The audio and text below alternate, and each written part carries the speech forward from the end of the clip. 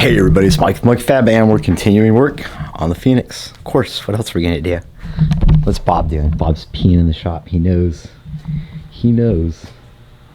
he's not supposed to pee in the shop, and he gets beat when he does so.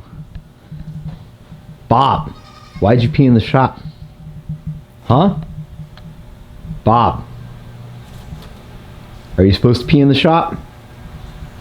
Now I gotta get the hose out and wash that out of here. You're just gonna walk through it? You're such an idiot. Okay, get out of here, Bob, before I kill you. Got the beaten hose. I got the beaten hose. The only thing Bob responds to is the beating hose, which really doesn't do anything because he's got like 4 inches of wool compacted like you've never seen. It has the best. It has the best shock absorption of anything I've ever seen in my life. You should make like, forget purple beds. They should make beds out of just wool. But yeah, so it's kind of cool. You guys see if you look closely, you can see like the difference between the mild still. You can see the heat signatures and the welds. It's just neat. And then over here is the stainless boys. And they give off a different color, although the heat signatures kind of show the heat in the same places. Blah blah blah. But anyway, that's how we do those. They're always stock. We got let's see the screen. So we got lots of always in stock, and then we have the billet boys that are just on the shelf in piles. But what we got here is. This is our downpipe that we left you in the car last with, and yeah, so it's all done, looks pretty nice. And what I'm going to do is just wipe it all down with alcohol and throw a little shrinky wrap boy around it to keep crap from getting in between the weld surfaces, because there's tiny little gaps there and stuff gets, grease and oil can get rubbed in there going in and out. And I don't want to weld this guy out just yet because I'm not 100% on everything, because we're doing everything as we go, because nothing's made for this car at all. I hear Bob back. He's probably trying to pee in my shop. So we have to do everything. And that being said, what I would like to do is just leave it all tacked, wrap it up to keep it clean. And that way, if down the road as we start plumbing in the different pieces and parts of this boy, and we run into trouble, we could just break the tacks and make adjustments to the downpipe if it needs to be done. So we'll probably leave that boy all tacked up as we shift over to fabricating the actual turbo manifold that comes off the passenger side bank up to the turbo. But we needed that in line so we could see where everything needs to be for that. Blah, blah, blah, blah, blah. I did order a flex coupler this morning. I usually get my flex couplers from Voraciousness is a competitor, and I shouldn't shout these guys out because, oh my God, they're gonna take all my business away from me. But it's these boys. Can you guys see that? Yeah. And they have, you can go on their thing and order couplers in different styles. So, they have like just like a flex joint with a bellow inside it. And then they have the flex joint with the bellow with the liner inside it. And then they have one with like so what you don't want is these boys with the webbing on the inside, because that webbing will blow up and create an exhaust filter. What you want is these boys, which have like a liner inside, so there's less chance of it exploding and blowing up. But yeah, they are probably the best bellows that you can use if you're going to use a bellow. And if you got a long system, it's probably not a bad idea to put one in there just to isolate vibrations and keep your welds from cracking because of heat, vibrations, and stress. heat cycles and all that good stuff. But I'm just rambling. So we're going to get started. We'll put the, I'm going to go ahead and clean up that downpipe, put it back on, and then we are going to try to sort out the back side of this guy, how we're going to connect it to the other. There's lots of room down there, so I'm pretty happy. Everything seems to be going as planned. And then once that little whoopie boy is on there, then we can figure out how to attach these guys to there. And once those guys are done, then we can figure out how to attach this boy to this boy. Yeah. Whatsoever on this guy, you can see the big opening right now. So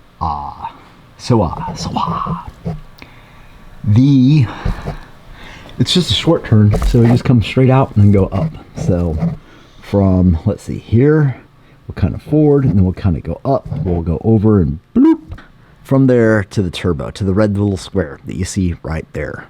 Also tow it. I didn't even know it.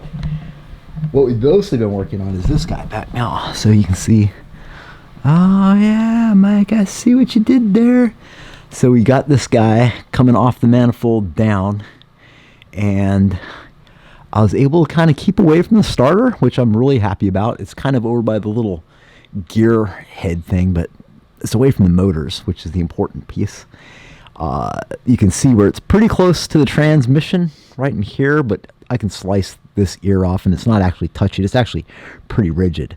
My downpipe, however, is not very rigid. It's flopping all over the place and it needs bracing and holders, exhaust hangers, and all that good stuff. But so yeah, I gotta put this guy on here. I mean, I gotta do a pass on this guy to get it closed up, and then we need to start making our little runners that will just go down here. So I guess you could say we're gonna be on the grind. Gonna be grinding it out. It's grind time. Think of any grind analogy or metaphor you can think of. But yeah, we gotta grind those guys to make them fit the coping of the pipe, and then we'll weld each. Basically, I'm gonna use a 90. You guys see how this goes? So I'm using a 90 down, and then I'm using a 45 stub. We'll grind the radius into the 45 stub, and then cut the top of it flat and straight to meet up with the runner, and then we'll just individually weld each one of the runners. We got them marked up here, so I know where the index needs to be, so we can clear all the spark plugs, and then we can lay those guys in, trace it on here, blow all the holes out on this guy, and then start welding them, or that'll be almost the finish. Now, who knows, but we got lots of cutting and grinding. I'll kick this on and show you kind of how I do it. I'm no expert. This is just kind of how I've worked it out in my mind that it should work. So we'll give it a try, see what happens. It's been a long time. Last time I worked on schedule stuff was probably 2013. So what is that, 7 years ago? 8 years ago almost? Wow.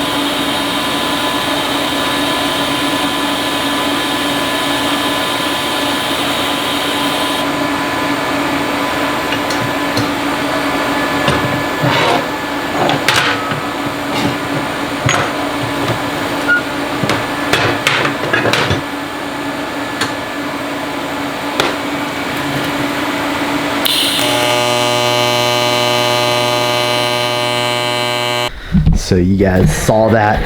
That's just a single pass, nothing fancy. And then what we'll do is we'll come back, we'll put a nice fat convex dome dabby dab boys like this guy over mill, instead of being concave like these boys over mill.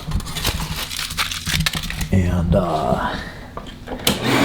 what I used was, I'll show you guys.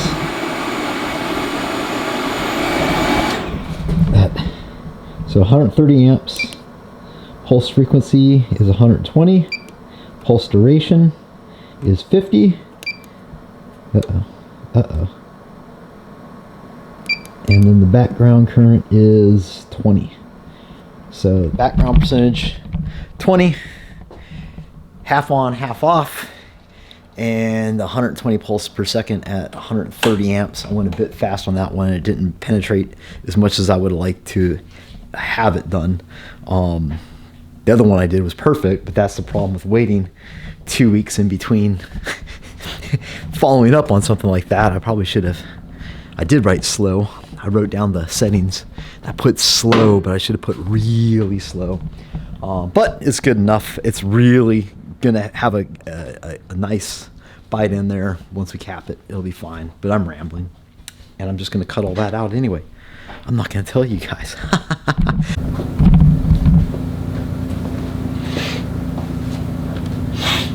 All right, so we got to make these guys and these guys. See how I got that set up? So this will go right into the flange, and then this guy almost hooks around, right?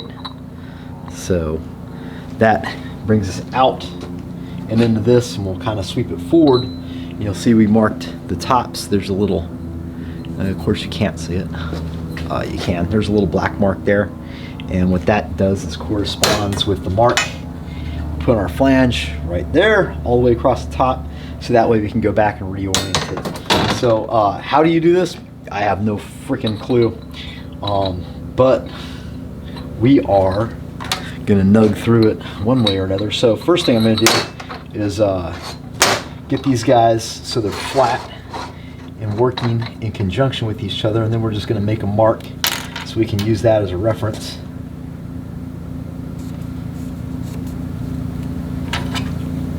So then after we cut and grind, so it's always easier to take it off than it is to put it on.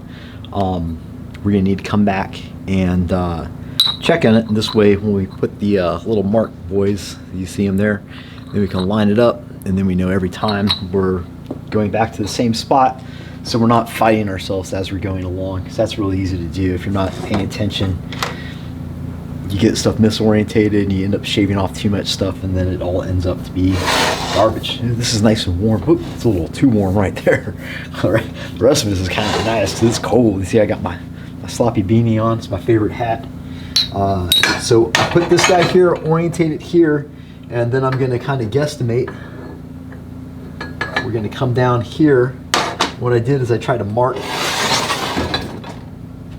the center line of where I think this guy will come in on the arc, on the pipe. And then I got one of these guys, and this is just a, it's called Pipe Master. This is for 1.5 inch schedule pipe, or 1 752.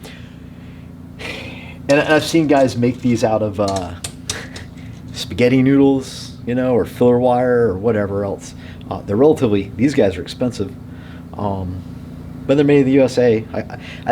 I'll say they were expensive at the time I bought them, which was probably a decade ago, and I had a different perspective of what all expensive was back then. So I don't know, maybe they're not that expensive. So then what we want to do is there. Now that's on that, but what we want to do is we want to take this here. I've already done one, but it's looking like I was way off. What we'll do is we can just trace this onto here.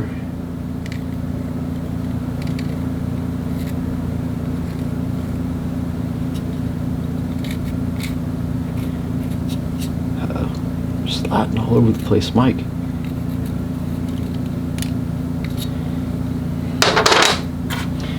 And that'll give us probably like 70% solution. So we got a little line guy on there. Sorry, we're shiny. Shiny doesn't pick up good on camera.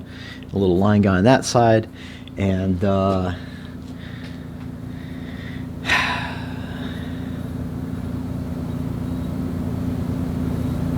probably just hit on the grinder, see how that works. See, I don't know if I want to try to blow this out with the plasma cutter. I'm pretty good with the plasma cutter. I'll probably do that. Probably plasma cut this bitch and then work it with the grinder just to fine tune it. We'll go way inside this. We'll probably leave inside these lines here. We'll probably go like probably 1/8 of an inch under all the way around. And same with this side, so we're just going to barely touch it, and then we can go back and clean that up on the grinder, which I'm noticing my grinder is kind of sad. You guys see that? I don't know if you guys can make that out, but yeah. My grinding wheel, I don't think that's an 8-inch grinding wheel anymore. I'm thinking it's more like a 4-inch grinding wheel. Oh no. So I'm gonna, no secrets, I'm just going to go over there and just hand plasma cut it. I'm going to wear cutting glasses so I can watch it, and I'm going to use gloves, and I'm going to fill up my water table, and I'm going to cut it under the water. And what that's going to do is keep all the schmutz from the cut from not going inside the tube and sticking to it and making more of a cleanup. So it's just kind of a little cheat thing, although you could probably kill yourself. So I wouldn't do that at home, boys and girls. Don't do anything I do at home.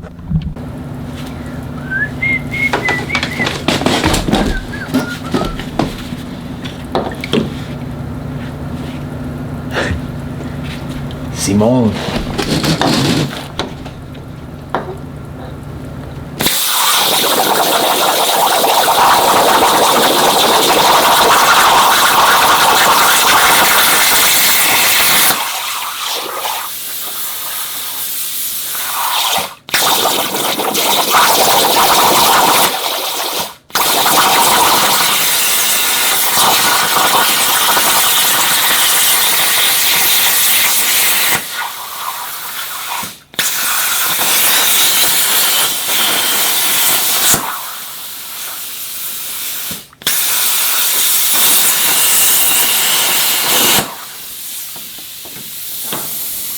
My plasma cutting game's a little off today, boys.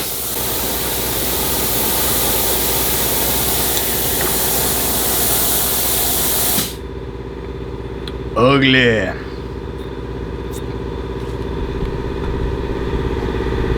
Alright, so my plasma game's a little bit off, but I got a good jillion of these things to mess up. So that's alright. And it gets tighter as we go further back, so I can go all the way up to damn near a quarter of this and still be able to use it on the last runner because it's pretty short. Yeah, so we'll go over to the grinder and we'll try to kind of radius this guy out and make it nice and smooth. You see how crappy that is? See that, like this like almost burnt looking, almost like sugar, right? Like you weld it without back purging it. And that's what you get when you plasma cut stainless. Now that stuff will go inside and stick all over everything. And that's why I do it in the water, is because as it blows through, it kind of cools it and keeps it from doing that as much.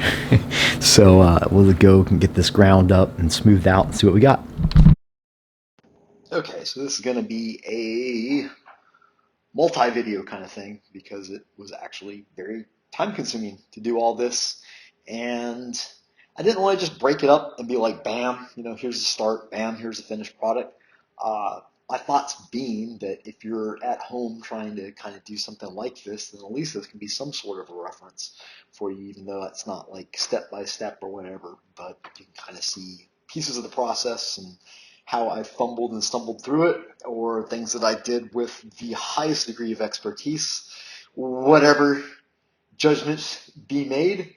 And yeah, so I'm going to end the video here. Thank you guys very much for dropping in and checking out the video. Be sure to swing by the website It is monkeyfabgarage.com. That's monkeyfabgarage.com. And we have plenty of stuff there that is valuable for your turbo builds and all your fabrication needs. So thanks for dropping in. Until next time, Mike Monkey Fab signing out.